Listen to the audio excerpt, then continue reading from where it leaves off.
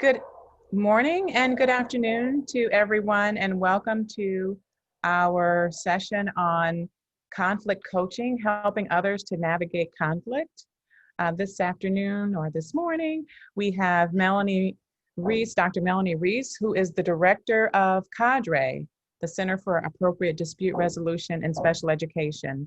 And she's going to do her presentation. She also invites you to post your questions in the chat, and we'll be handling questions as we go. So feel free to use the chat for your questions and also for your comments. Thank you to everyone for coming, and Melanie, take it away. Thank you so much, Deborah. I am so excited to be here. I have met so many of the Parent Center folks and the CPRCs, and I just want you to know that we at CADRE so much appreciate the work that you do, and really see you as the cornerstone of success as we help parents and families. So with that, we'll get started. So the first slide that I have here is a metaphor, if you will, and I'm hoping that to make this presentation as interactive as possible, and I'm hoping you're willing to use the chat to share your ideas and your thoughts and communicate with me and others. So my first question to you is, in this Swahili proverb, when elephants fight, the grass beneath them dies, in the context of IEP or IFSP meetings, what does the grass represent? The student? Anything else?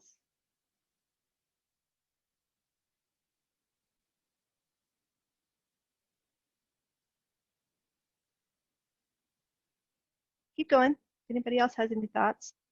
Collaboration, relationship, environment, very good.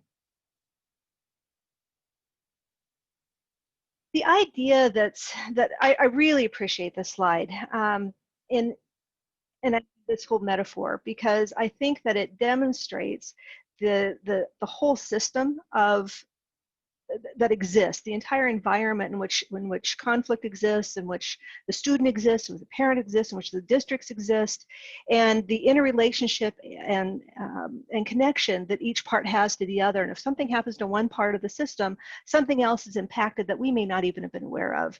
And so I just really like this idea, and I want us to think about the grass as we move forward in this presentation. So as we move through the presentation, we're going to be focused on how to help parents navigate conflict. And I want to make it very clear that there's a difference between conflict coaching as a system. There are folks that do trainings on how to be a conflict coach, and that's a proprietary concept that you can get classes to become an authorized and dutifully credentialed conflict coach. That's not what I'm doing here today, and that's not what the objective of this is, but it's about coaching people through conflict. How do we help others navigate through conflict? And so we're going to talk about several things, but as an outcome, or as outcomes for this presentation, I want you to walk away with an understanding of the nature of conflict, to be able to identify coaching basics, and most importantly, explore strategies for coaching families through difficult conversations, because we want to break the cycle of conflict. So quickly, here's the game plan for the day. We'll review some basics about conflict to help families see conflict as normal and natural. We'll cover some strategies for unpacking conflict so that it's more manageable. We'll discuss some strategies, and we're going to cover ones that you may have seen before, but are truly the cornerstone of effective conflict management. I have been a mediator for, I hate to admit this, but well over a quarter of a century. And there is not one conflict I have been a party to, either as a neutral third party or as a participant in the conflict myself, that couldn't benefit from unpacking conflict with materials or with the ideas I'm going to share with you today. So even if some of this is old hat, I hope that you'll get some new perspective on some old concepts in terms of what conflict is. And then, of course, I'm going to share some CADRE resources with you because CADRE has some amazing resources and to help you coach families in managing their conflicts well. So first up, in order to coach others through conflict, we need to see conflict as normal and natural ourselves. It's not necessarily a symptom that something's wrong with the system. It may be that something is uncomfortable in the system, that some things may need to change, but it's not necessarily evidence that the system is broken. So it's just part of the human condition. If we care about something, we are likely to experience conflict and all the emotions that go along with that when something happens that interferes with our expectations of what's going to happen. And the more important something is to us, like, oh, I don't know, say our children, the more brilliant the conflict becomes, the hotter it feels. And so if people are passionate about something, then when they're faced with ideas that are contrary to what they believe is best, they're going to experience conflict. And I want to just briefly talk about the brain, and I don't have a slide for this, but so if you think about the brain as having three distinct parts, and I'm sure you've heard of the lizard brain or the reptilian brain.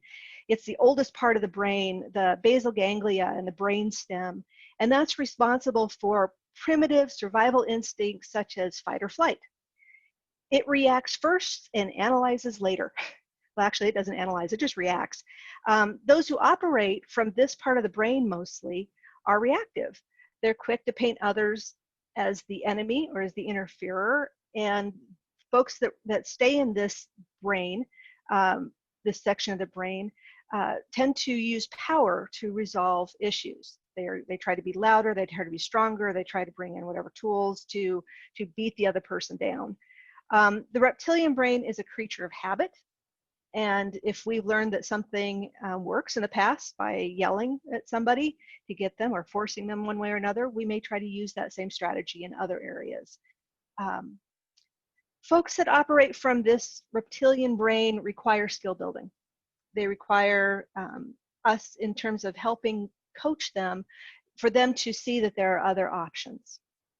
So in talking about other areas of the brain, the second area of the brain is the paleomammalian or old mammal brain, which includes the hypothalamus and the hippocampus. And it's the center of motivation and emotions and memories. This brain learns from what happened before and to apply that to now. So if somebody, for example, a parent had a bad experience in a previous district, then they're going to bring that experience to bear on whatever the situation is in the new situation, in the new district. And if they're operating from this paleomammalian brain, they're going to need different coaching skills. They're going to need to see that that there are new ways to resolve conflict rather than the ones in which they are currently using, as well as trying to see each situation as new. And then the third part of the brain, the neomammalian brain or new mammal brain, consists of the neocortex. I'm sorry if I'm getting so technical, but I just think it's interesting to talk about the brain and the way in which people come at conflict differently depending on which part of the brain they're operating from. And this new brain consists of the neocortex, and it's about reasoning and planning and thinking, and it controls language and abstract, ability to be abstract in our thinking. And folks who can utilize this part of the brain are able to stay in the present. They may have past experiences, or they may have the emotions that go along with a fight or flight, or the lizard brain, if you will, but they recognize that emotional responses are normal and natural and to be expected, just as this slide shows, and that their job is to try to control or manage what they're experiencing. So this is where we ultimately want to coach people to be, is in this third brain, if you will. But know that we have to meet people where they're at, and we coach them from their starting spot. Are there any questions on this? on this conversation about the brain? Okay. I have covered my slide project. There you go. Click. All right. So I'm going to ask you to give me a response to these questions. So what I'm asking you is, I'm looking for short adjectives or short descriptions, and please just put them in the chat. So what comes to mind? I want you to think of a conflict that you've experienced personally. It could be with your kids, your partner. It could be one that's 25 years ago that you still remember. What did it feel like? What did it look like? What was the impact?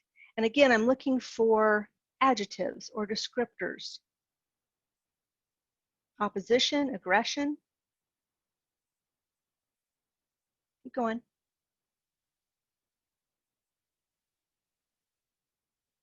Upsetting, certainly. Frustrating, overwhelming, tiring.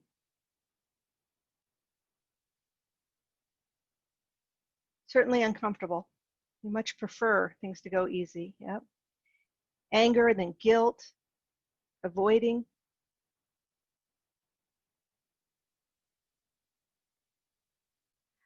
Polarizing, doing a them versus us approach. Yep. Not believing what your eyes are seeing. You feel defeated. These are great. Alive, that's a good one. Demeaning. Scary, perfect. So what I want you to understand is that this is how most people view conflict. They view conflict as something that is scary and frustrating and defeating and something to be avoided. And they're often, as I shared before, surprised that it existed. And then two, they're trying to get their bearings so that they can win the conflict or they can overcome. But it's exhausting. It can be overwhelming. And I want to share a concept that I came across. Now, I need to say I do not speak or write Chinese, but I saw this and in a recent training and conversation I had with some of the wonderful friends at Open Doors for Multicultural Families, CPRC out of Seattle, I shared with them this slide and it's like, okay, I want you to, before I present this more, I want to really understand whether or not what I'm saying is true, and they verified it for me. And I understand it to be old, not simplified Chinese, but the Chinese symbol for conflict is rather enlightening. If you look at the two symbols, you've got the symbol of danger and you've got the symbol of opportunity, and they're superimposed to create the idea of conflict. And this is a very healthy way for us to look at how conflict has both gifts and danger present. Most people, as evidenced by the list that you gave me, most of the adjectives, descriptors that you shared, anger, guilt, uncomfortable, tiring, overwhelming, frustrating, upsetting, aggressive, are on the danger side. But what I want us to think about and to help coach people through is that conflict is dangerous, but it also holds opportunities for us. And we're going to play the game of guess what Melanie was thinking when she made this slide. I want you to tell me some opportunities that conflicts hold for us. So back to the chat. What are some opportunities that conflicts hold?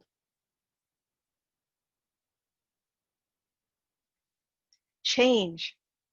Great. Open-mindedness. A chance to reset, start over. Very good. Opportunities to come to some agreement together. Compromise. Working out disagreements. Growth. A chance to learn from other people. Very good. You're good. Get this down. Resolution. Finding common ground. Creative problem solving. Partnership. You've done a pretty good job of guessing my list. So here's mine. Clarifying of issues. Sometimes, I don't know if about you, but I've been married going on 35 years. Sometimes you have to argue long enough to figure out what you're arguing about. I don't know if that's just me, but tell me in the chat if that's just me. Somebody empathize with me. But sometimes you need to figure out what the real issue is, and it's through the conflict that we are able to clarify what's really important and what it is that we need. Healing. Sometimes it's the bursting of the pressure that allows us to heal. Creates understanding, moves us towards something. Creativity, you mentioned problem solving already. Growth, you mentioned. I want to hone in on the importance of relationship improvement, because while conflict, again, is dangerous, and a lot of people think of it as polarizing or a way to, try to beat somebody down, it's also an opportunity for us to improve our relationship because we have better understanding, to create that partnership that Carson mentioned. So a way to help others navigate, to be effective coaches, we need to recognize that some people experience high emotions with conflict, especially, again, as I mentioned before, when something is very, very important to us. We need to have strategies in our toolkits to address those high emotions and de-escalate people so that they can move to that problem solving. And frankly, I don't remember whether Deborah mentioned this or not, but in my previous work, prior to CADRE, I was the dispute resolution coordinator for a small state, and really worked, previous to that, I was a university professor who studied conflict and mediation, so I brought that perspective to bear on the work I did in the state role, and made sure that the Office of Dispute Resolution was about neutrality, and was about making sure that people were heard and understood, and trying to resolve disputes at the lowest level appropriate. By the way, sometimes appropriate is a due process hearing. I don't want to deny, but most of the time, if we can catch conflict early enough, we can de-escalate those high emotions and get people to problem solve with each other. Most people don't want to go through a retracted, prolonged conflict that involves attorneys or that escalates. Most people want to solve the problem, and find that if we catch it early enough, that we can we can make real progress. And again, I don't want to disparage the possibility or the need for other types of dispute resolution, but for the conversation we're having here, I'm talking about folks that come to you that are very upset, very frustrated, don't know where to turn, are at the end of the rope, don't know how to talk to their schools. And one of the key strategies to navigate those folks through conflict is to help them de-escalate those emotions. And I'm going to share some strategies for that.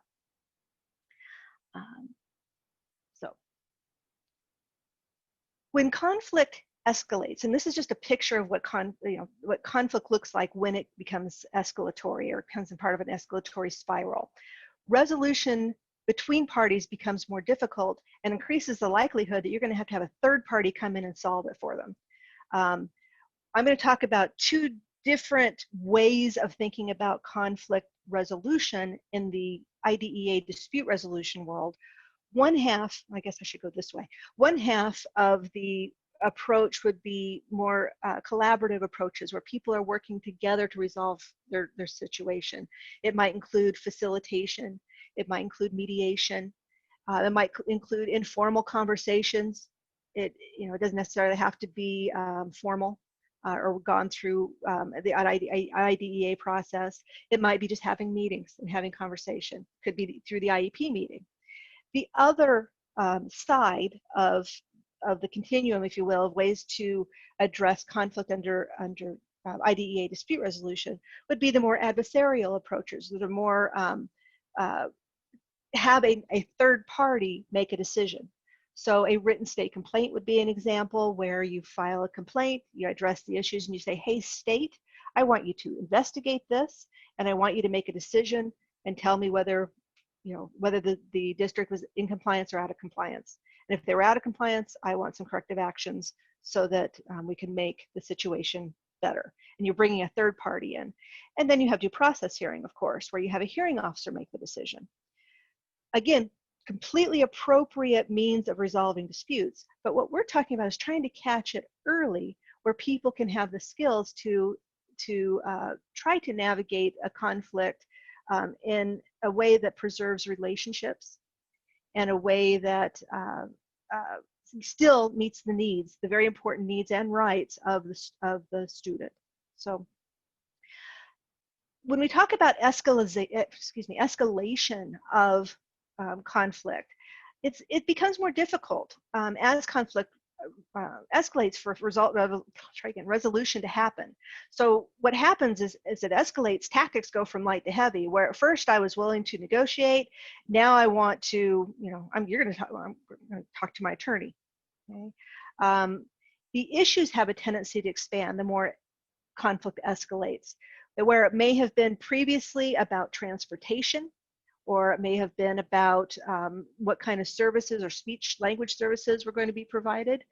Now, as things escalate, there are more issues to address because we didn't catch it early, and we didn't have a good methodology for addressing smaller conflicts. Now people have a tendency to package them. And this happens with the district too. They may expand the issues as well. I'm not just talking about parents. We're going to talk about positions in a minute, but positions become more polarized. We start seeing the other as the enemy, good versus bad, right versus wrong, compliant versus non-compliant, and very rarely can we think about the other as anything but an opposition. When conflict escalates, resolution is more difficult because motivations change. Where at first we were hoping to do well in this negotiation to get our needs met, as it escalates, our motivation now may become to winning. I want to win. Or as it escalates even further, I want to teach the other party a lesson. So we want to make an impact and teach them a lesson.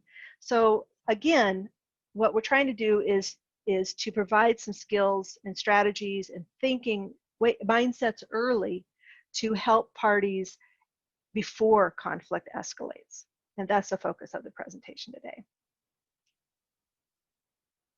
So when we coach others, let's talk about that. The definition that I'm going to use today, coaching is a set of strategies, there's a set of skills and strategies to support another's ability to engage, manage, or productively resolve conflict. Of all the words in that definition, what do you think is the most important word? So in that definition, what's the most important word for us to consider as we talk about coaching? Ding, ding, ding, Angelica got it. The idea of support. So yes, indeed. So the key here is to support another's ability. Supporting role is not an easy role.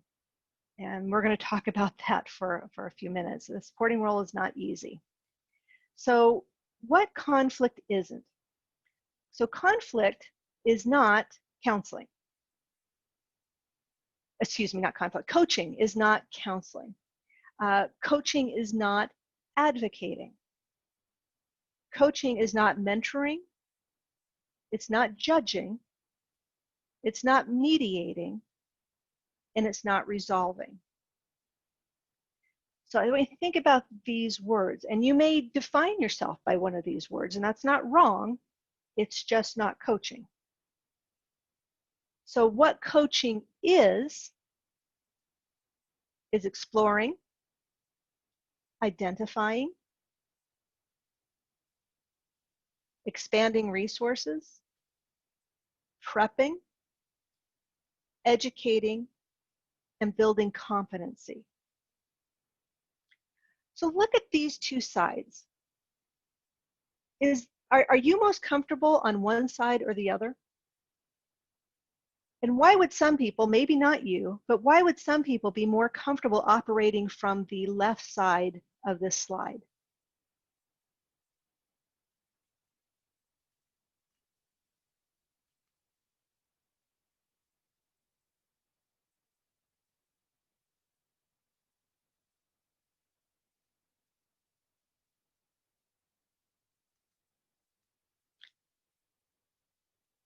Christine, they have more control.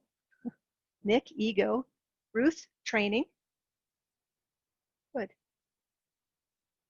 So I want to make sure that we're not disparaging the counselors and the advocates and the mentors and the judges and the mediators and those that are focused on resolving.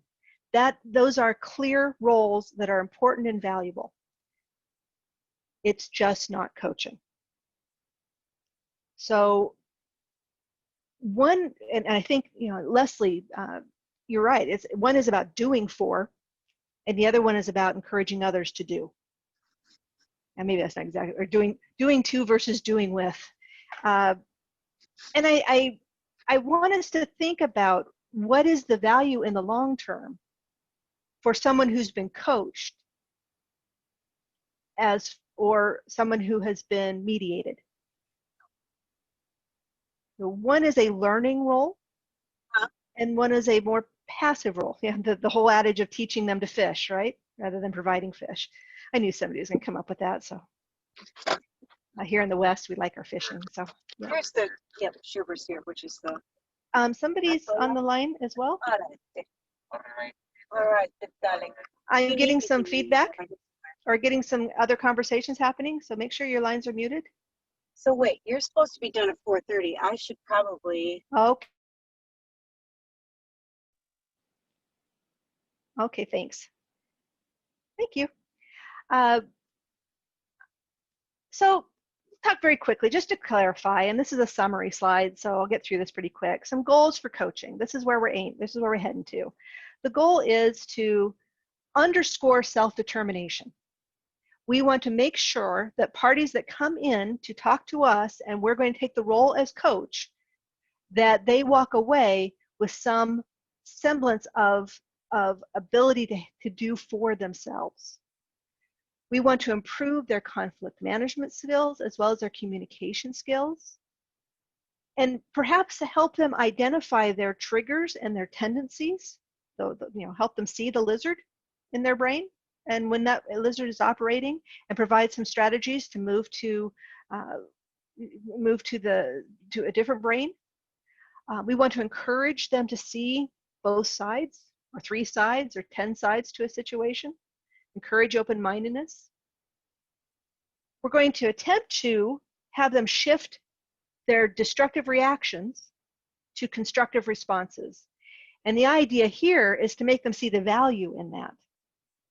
How can we, if we have a kiddo who is in kindergarten, that we are concerned about where, what the services he or she is getting, and and we're having a conflict with the school, if I'm destructive now, and my kiddo is going to be part of the system for the next 10, 12 years, what is likely to happen to my child as a result of a negative relationship? And will, as my mother used to say, you catch more flies with honey than you do vinegar.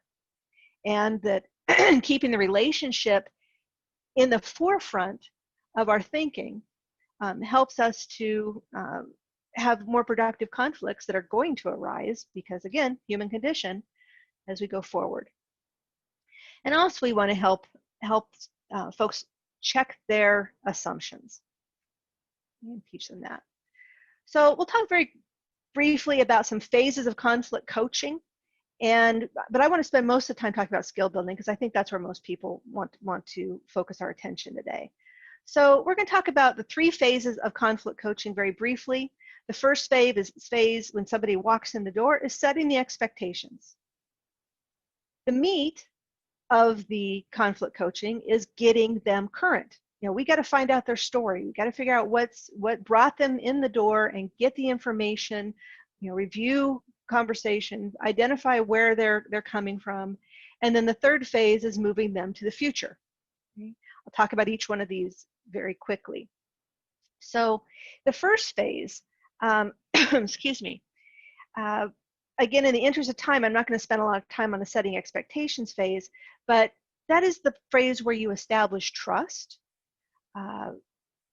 There's so much that goes into the concept of trust, and I could do like a 3-hour presentation on it because I like to talk about this stuff. But trust is in part based upon the reputation of your agency or your reputation. But a key element of building trust is reducing uncertainty and building predictability. People want to know that they can count on and rely on what's going to happen. If you say you're going to be neutral, if you say you're going to work on strategies, if whatever you say you're going to do is done, that increases the predictability and that increases trust, generally. Setting expectations is also defining your roles and your boundaries. And I know that many of you, particularly in the Parent Center group, you have a boundary that maybe we do not provide legal advice. That's a boundary. We're not attorneys, or even if we are attorneys, we're not representing any particular parent. We are here to provide information. That's explaining a role and a boundary. We're here to share information. Also, in setting expectations, it includes determining goals. Figure out where we can head. What is it that we want to accomplish in our time together, and move people toward that end goal. The getting current phase is where we'll spend most of our time. This is specifically identifying interests, clarifying issues, and building skills.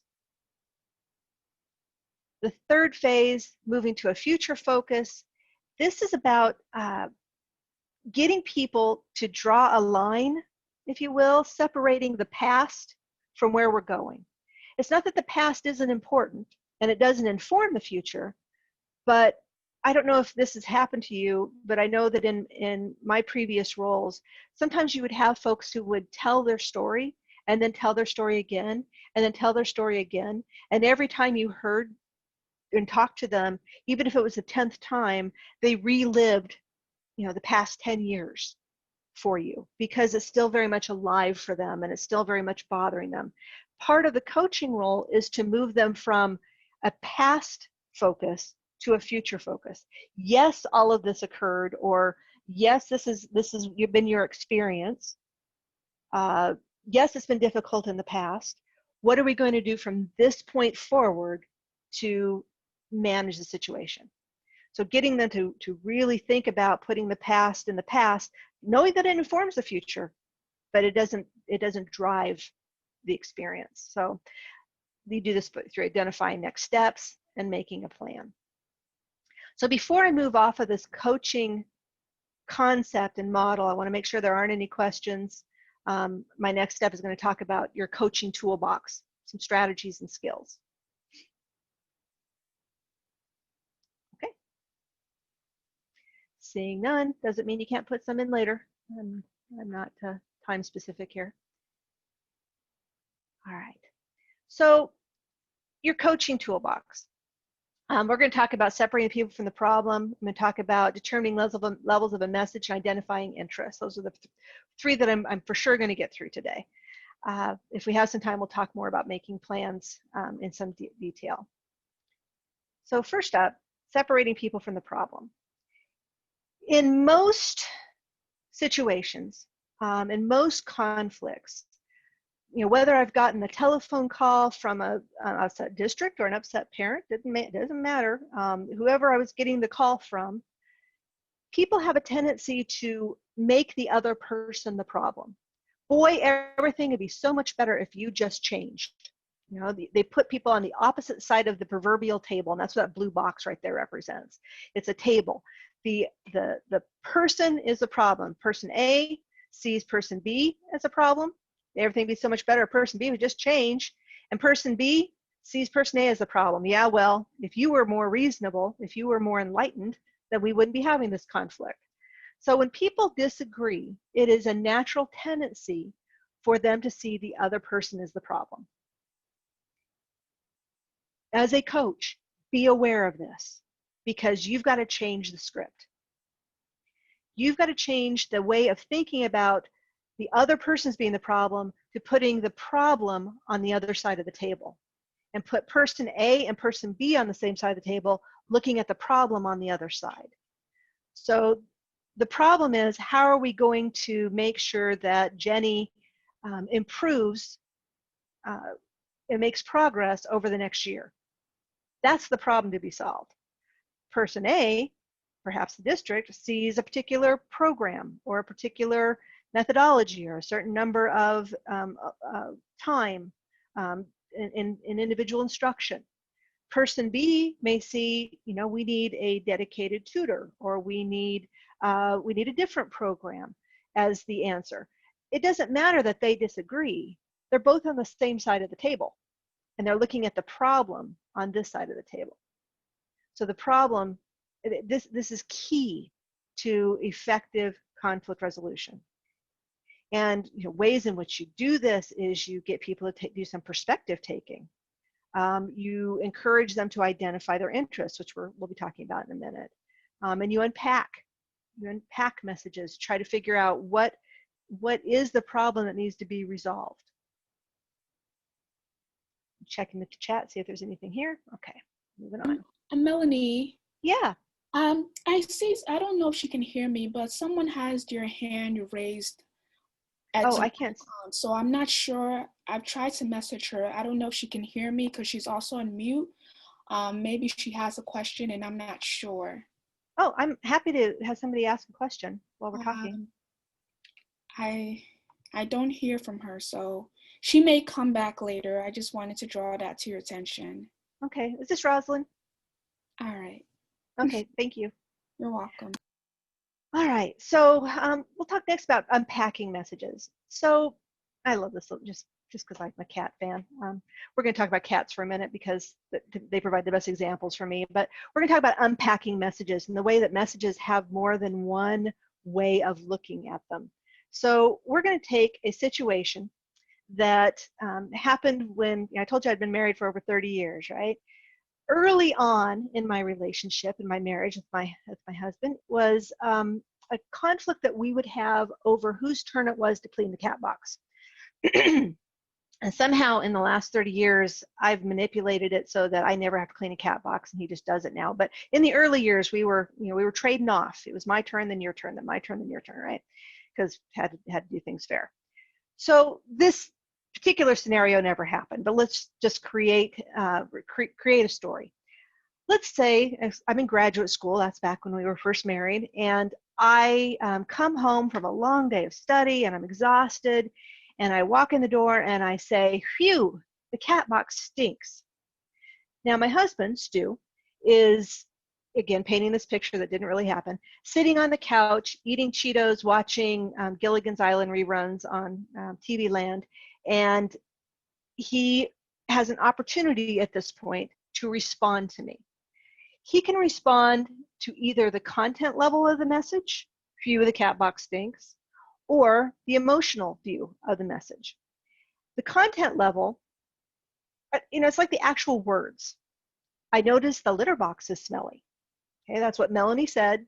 She said, "Phew, the cat box stinks." And he could respond to this content level by going, "Yes, I noticed it smelled too." This may not be a good choice, particularly if it was his turn. It depends, but responding at the content level is valuable, but generally only if you want to clarify or underscore an important point. At this point, the point of the cat box is smelly is probably not something he wants to underscore. Another level of the message, the second level of message, is this emotional relational level. And it says something to the effect that, "Boy, she seems irritated. I said I would clean it, and we have company coming over soon." It carries with it the relational dynamics. It carries with it the power and the emotion and the history and the context. And responding or recognizing this level of emotion, this level of a message, when a parent comes into you, this is where the meat is. This is where the chance for you to identify interests come in. Generally speaking, most people don't speak from the content level. They might, and I don't want to say never, because certainly, particularly in mediations that were about money, and somebody says, "I expect $5,000, reimbursement for the torn up apartment," right? that's a content level message, right? The issue is exactly what is said. The language was, I want $5,000 in exchange for the mess that was left, right?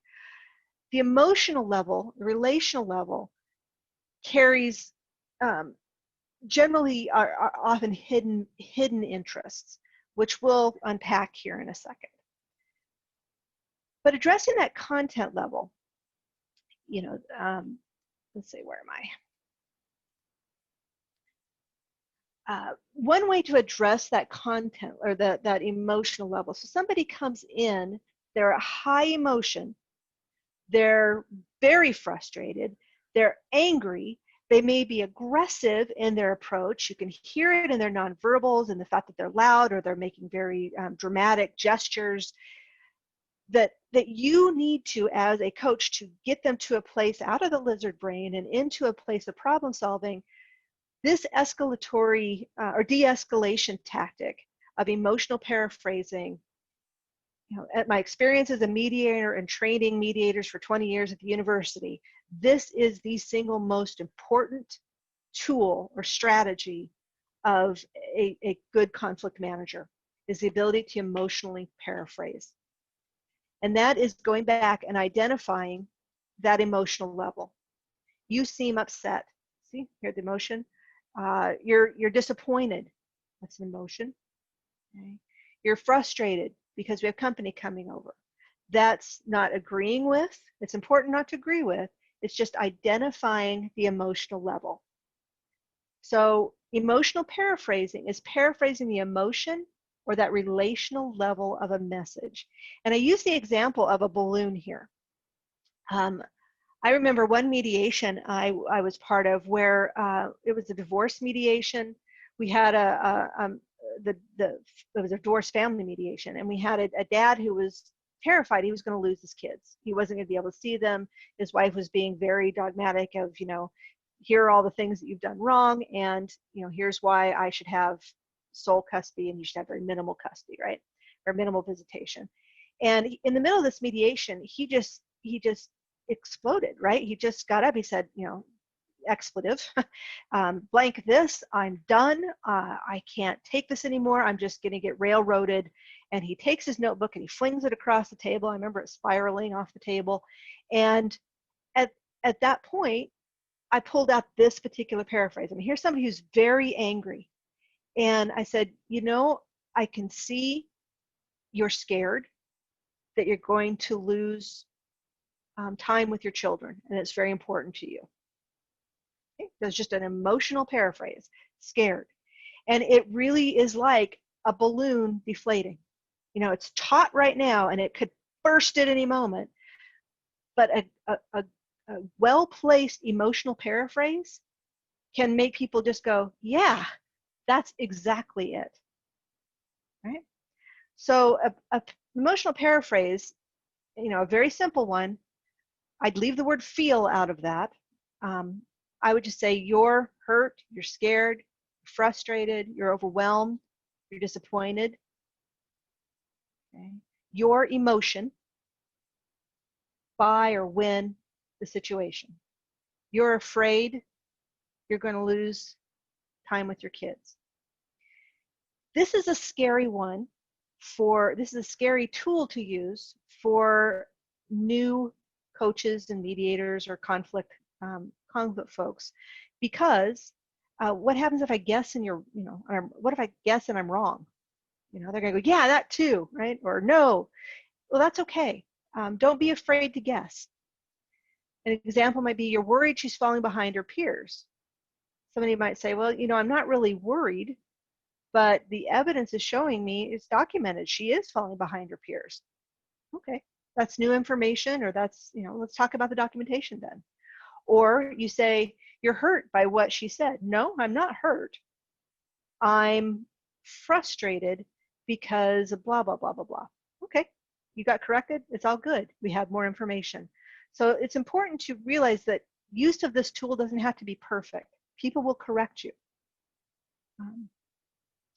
So here's my little deflated balloon. So your emotion by when a situation or behavior happens. Here are some examples. You're bothered by the amount of communication you're getting from the teacher. Yeah, I'd like to have more information. I'd like to have, daily report, given how important, the last conversation we had was about behavioral issues. It's important I get information. Okay, that extra information that you just gained allows you to identify some interests, which we're going to talk about in a minute. You're worried about Jack's progress in reading. Yeah, I'm watching other kids. My kindergartner is reading better than my 3rd grade son. Yeah, I'm worried about progress. What's going to happen? You're concerned the suggested placement will separate Jenny from her peers. Yeah, it's important that she has social time in the general education curriculum with her non-disabled peers. It's what the law says. That's important. Important for her. I don't want her to be isolated. So you see how identifying the emotion can unpack some very valuable nuggets of information.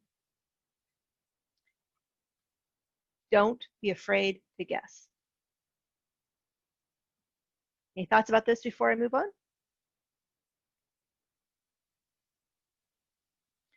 I'm just verifying we end on the 30 mark. I have 27 minutes left. Is that correct?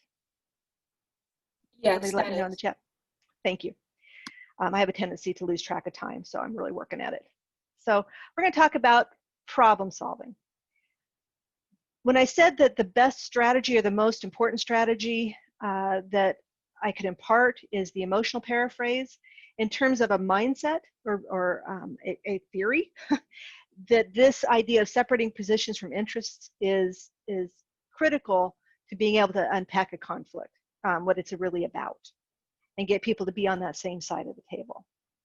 So we're going to talk about separating positions from interests. So positions, and this little iceberg, man, it's been used for the 40 years that I've been learning about this stuff. The idea that what you see at the top is only the proverbial tip of the iceberg. There's so much more that's underneath. But when people are in conflict with someone, they have a tendency to come in with their positions. I demand, I expect, I want. Those are positional statements. Their demands, their expectations, there's solutions that people offer. Underneath the surface, however, is a whole bunch of motivations and emotions and experiences that need to be addressed, fears. So interests are the needs that people have. They're not just the wants, but the needs. What do I need to have happen? I need Jenny to be with her, to have a good social life. I'm afraid she's not going to have any friends. It's the needs, it could be the beliefs, the values, and the fears. And these numbers are not scientific. They're just generally understood. There's no research behind them, other than anecdotal experience from a lot of mediators out there. About 20% of the about 20% of the issues are actually how do I say this? About 20% of the issues are showing at the beginning, and a good conflict manager, a good coach, needs to unpack the other 80% of the interests, and this requires some skills to be able to get to interests that underlie those positions.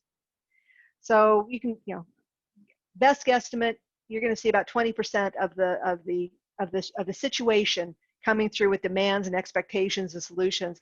But the real way to problem solve is by identifying interests. So let's talk about that for a minute. So recognize the positions exist, and you got to be able to see them. I will know a position when I hear it because it looks like this. I expect, I want, you should, this is what must happen. So you can recognize a position by the embedded solution.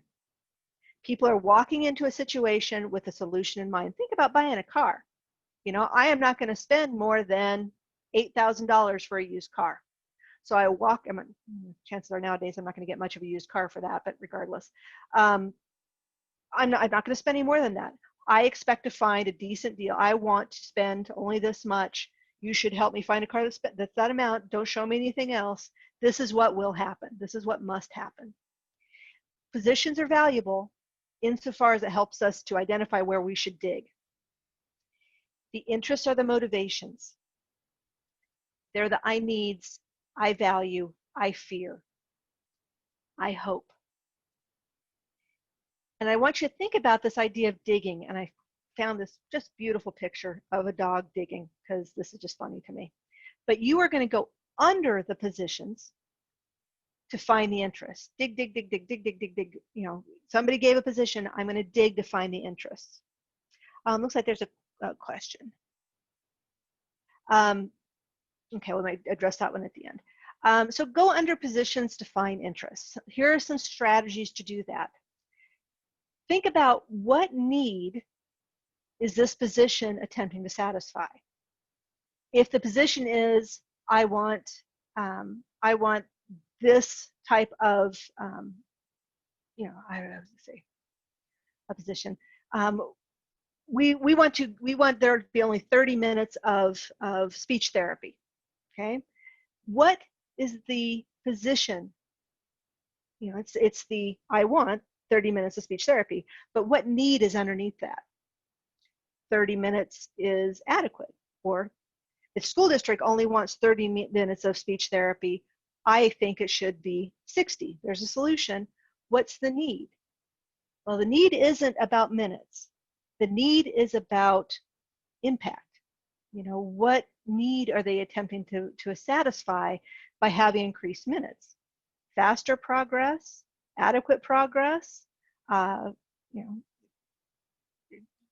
what is motivating the person that stated that solution? I want a one-on-one aid. I expect the school district to do I expect the teacher to have a going back and forth book notebook. I know there's a name for that. A communication notebook every day. Now, what's motivating that? What need are they attempting to satisfy? What do they think is going to happen as a result of that? What is the person emphasizing so it'll be heard and understood? What is the person afraid will happen if the demand is not filled? My child will not progress. My child will be lonely. My child is going to have her rights violated. Okay. So just to underscore this very important point, I'm going to go through some very quick, a quick example with you. So let's say that we have a son and a dad and a son, and we have dad has set a curfew of 10 o'clock. The expectation is, son, you are 17 years old, but still, you know, 10 o'clock is when you need to be in because I have, you know, because. So I want you to tell me what are some possible interests driving dad's position of be home by 10 o'clock. So this is your chance to jump in. What could be pushing that or motivating that position? Safety. Again, we're playing guess what Melanie has on the slide. Safety, yeah, good. Rules are rules. I'm afraid nothing good happens after 10 o'clock. Good. Fear. Okay. He wants to know his son is safe. He wants to be able to go to bed and get some sleep because he has to get up early in the morning. Very good. Dad wants to go to bed. Good job guessing what Melanie. Yeah, there's again getting to mischief. Could be a power play. Could be. Here's some possibilities. Oops. Safety, mentioned. Worry about the son making bad choices. Maybe his older brother Jake was, you know, always got in trouble after 10 o'clock, and so we don't want the same thing to happen to this son. We want to be a responsible parent, and this is what responsible parents look like. Peace of mind. Yeah, good. Value boundaries. It's important for a kid to learn rules. We don't want our son to turn out like his brother. Okay. So there's lots of them, right? So, but let's take it from the son's point of view. The son is saying, yeah, I know you have this curfew of 10 o'clock, but for this night, this one night only, I want to be home by 2 a.m. What are the son's possible interests? Control. I want to be treated like an adult. Yeah. Go on. Impress somebody. Impress somebody. Peer approval, freedom. Good. Independence, trust. Oh, you don't trust me. I know, I've had 2 boys. Testing boundaries.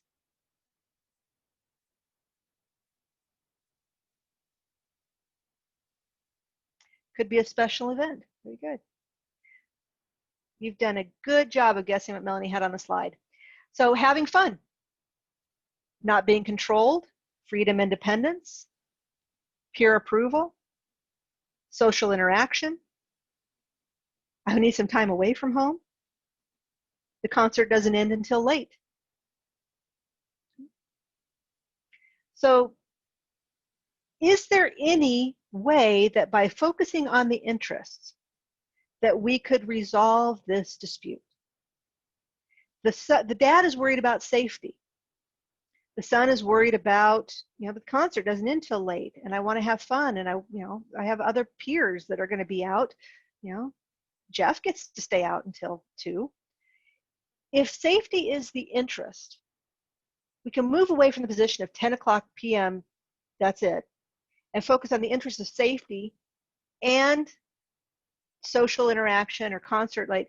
Is there any way that we can find something that meets both interests?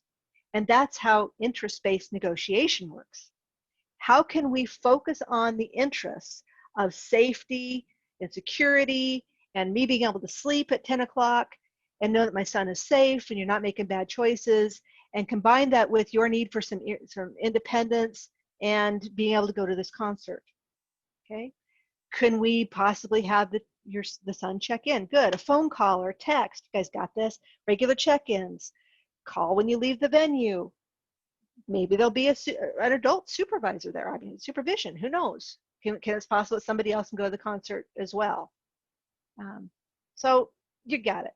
So if we can help those who are in conflict address their situation, identify their own interests, what do I need to have happen? And what does the other side need? And can I be open-minded to that? Is there a possibility of us finding that area where we can both have our needs met? Yeah. So this is a good slide for you to print off. These are just some great questions for helping folks find their interests. How has this affected you? What do you think will happen if he doesn't come home at 10? Can you explain how this is important to you? How is coming home at 2 o'clock solve the issue? What's blocking you from something happening? What do you need to move forward? So I'm going to move past very quickly another exploration of positions versus interests, because based upon what you've shown me here, you've got this. But example might be a position of I expect the school to provide a one-on-one aid. The data is showing me that this is important and I need to have a one-on-one aid. And the interests might be same one as before: safety, social growth, academic success, physical assistance, individual attention. Okay. These interests, some may be held by the school district, some may be held by the parent. And is it possible that we can meet these interests with this position or possibly some other kind of solution? So the idea of looking at interest versus position is trying to open the door to multiple possibilities rather than just the one solution that's being offered. So helping your parents understand an interest-based approach empowers them to encourage the other side, if you will, or the IEP team to look and explore multiple options, because we're focusing on the joint concern. We put the problem on the other end of the table, and we're now trying to figure out, of all the interests, are there any solutions that can meet the interests? How can we meet blank interests, or how can we meet this interest and this interest as we move forward? A key to this approach is the idea of changing but to and. I want this, but you want that. To I need this and you need that. Is there a way that we can have both happen? Is there a solution where we can get it to both happen? Thumbs up? Okay. So some strategies that you can use to coach others is coaching people how to share their concerns using the same formula that we talked about in emotional paraphrasing. Teaching them to, you've listened to them come in and express their concerns, you've identified their emotion, teach them to share their concerns using the same formula. It's less likely that it will escalate, a conflict will escalate if people stay addressing concerns using I language. I'm concerned that she's not going to progress in the curriculum. I'm worried he's going to be isolated from his peers. I fear that this program or this change of placement is going to result in X, Y, and Z. And that concerns me because, then list the reasons. That's a much different approach than I don't want him to change placements. He needs to stay where he's at. Versus, I'm concerned that changing placements is going to have this impact. It's not weak. And I think that many people would see this as a weak move, but what you're trying to do is to get the interest from the other party out so that we can find a solution. And it really is powerful. So I have just some more examples. I'm frustrated by the amount of time that he's spending on his homework. I'm worried about his progress. I'm concerned it's going to separate my child. Do watch out for false I statements. These are pretty pervasive. Somebody who can use the word I feel frustrated is different than I feel that, because the next word that usually comes if you put the word that in is a position. I feel that you're wrong. I feel that he shouldn't be moved. It's the same thing as saying I think. So as you're coaching people, focus on the importance of an emotion there, not the word feel, because people have a tendency to misuse that phrase. So in conclusion, in terms of the last phase of conversation, we need to coach people to make a plan. And in helping them make a plan of where to go next, we need to help them identify priorities. What is it that they want is most urgent and pressing right now? We may not be able to fix the entire thing or the entire situation, but let's identify the top 2 issues that are really important for you as we go into the next IEP meeting. What are the 2 most important things that you want to make sure get addressed in this meeting? And that, we can always call another meeting, or there may be more than 2, and that's fine. But helping people clarify what's most important is a good coaching tool to help them find a path forward. Some people try to eat the entire elephant at once, and their mouth is just not big enough to take a metaphor further than it should be. So we need to help them figure out where to start. And the first step is the hardest part of a new journey. I'm sure I screwed that up, but second thing you're going to help coach them in their making a plan is who's the appropriate audience. And when I was in the seat at a state, this was often what would happen. I would have a parent contact me and say, problem, problem, problem, this needs to be fixed. I've talked to the principal, I've talked to the special education teacher, and now I want to know what my options are. The state. Yeah, well, information is neutral. I will share all the options. But one of the things that I would ask them is, have you talked to anybody outside of the building? Somebody that maybe like the special education director. And my perspective from that seat was directors wanted to resolve situations, and that sometimes they were at odds with the building level staff. And by moving it out of the district, or excuse me, out of the building and to a district level, we could resolve a lot of situations. And so, a common thing that I would ask folks when they call and say, I'm having this problem with the district and I've gone through these channels, I would ask, have you talked to the special education director? No. Who's that? I'd say, well, it's so-and-so. Would it be okay if I called them and had them call you? Or would it be okay if, I contacted them and shared this information, and, and maybe we can get a mediation or a facilitated meeting, or, but it was my experience that there often was a disconnect between a district level and a building level, and that sometimes things get resolved just by finding the appropriate audience. Not always, but sometimes. A good technique, if folks are really struggling with how to present their concerns in a non-confrontational but assertive way. By the way, again, this is not weakness. We're not telling people not to have their rights met or not to, stand up for what they believe in. We're trying to help them express themselves in a way that's going to be heard. You may want to consider role-playing with them to help them identify how to move forward. Highly encourage in your role as a coach to explore contingencies. This might not work. You're talking to this audience about your concern, even with your best skills, might not resolve the situation. What are your other options?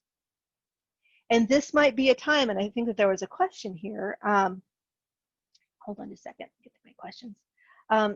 Somebody asked, what happens if this doesn't work? What if it happens if these, talking to the district doesn't move us toward a solution? Your job is also to share other options, share information, explore contingencies.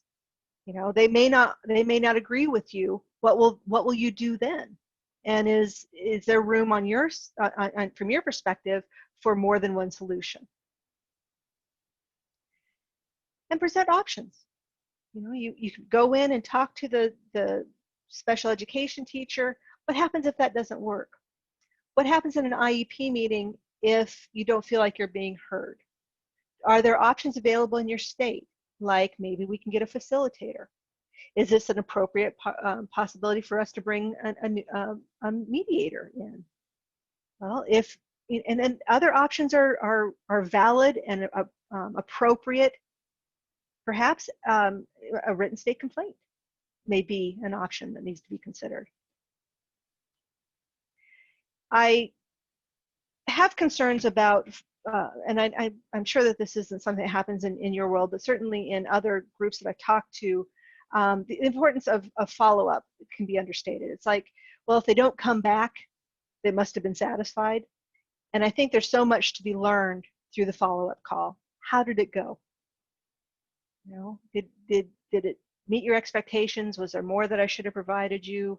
Do we need to talk about it again? Do we need to explore more options? Okay.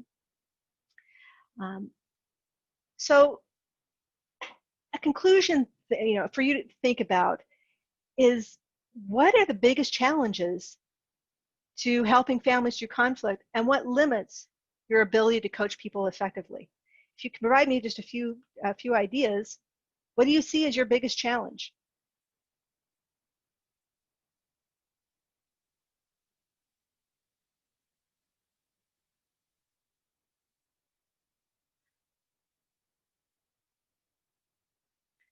While we're waiting for those answers to come rolling in, a lot of folks talk about time, that this is a more time-consuming process. Establishing trust, oh good. People may not want to listen, they just want some kind of outcome. They want you to fix it.